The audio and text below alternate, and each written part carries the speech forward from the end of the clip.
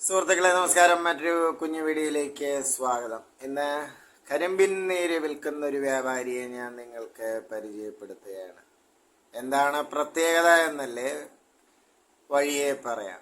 ഇപ്പോൾ തിരുവനന്തപുരം ജില്ലക്കാര് പല ആവശ്യങ്ങൾക്കായി പലപ്പോഴും നാഗർകോവിൽ വരാറുണ്ട്.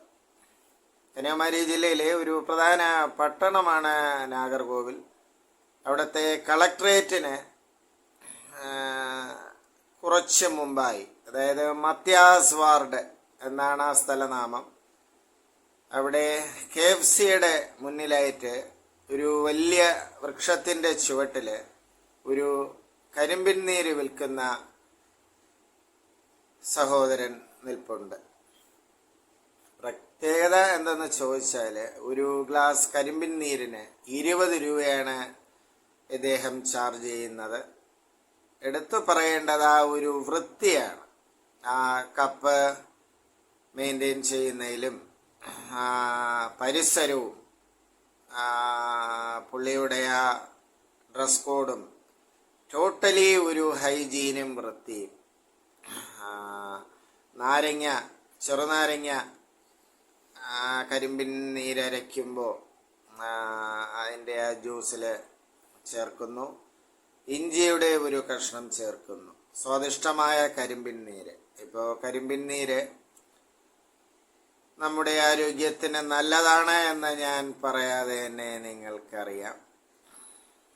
അപ്പോൾ ആ കാഴ്ചകളാണ് ഞാൻ എൻ്റെ പ്രേക്ഷകർക്ക് പരിചയപ്പെടുത്തുന്നത്.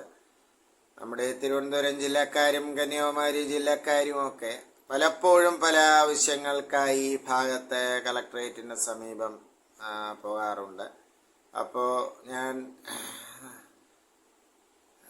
ഗ്യാരണ്ടി നൽകുന്നു, ധൈര്യമായിട്ട് നിങ്ങൾക്ക് ഇവിടെ നിന്നും നല്ല വൃത്തിയുള്ള സാഹചര്യത്തിൽ സ്വാദിഷ്ടമായ കരിമ്പിൻ നീര് കഴിക്കാം. അതിൻ്റെ ദൃശ്യങ്ങൾ വിശദമായി ഞാനിവിടെ കാണിക്കുന്നു. വീണ്ടും ലൊക്കേഷൻ ഓർമ്മപ്പെടുത്തുന്നു. Mathias വാർഡാണ് location.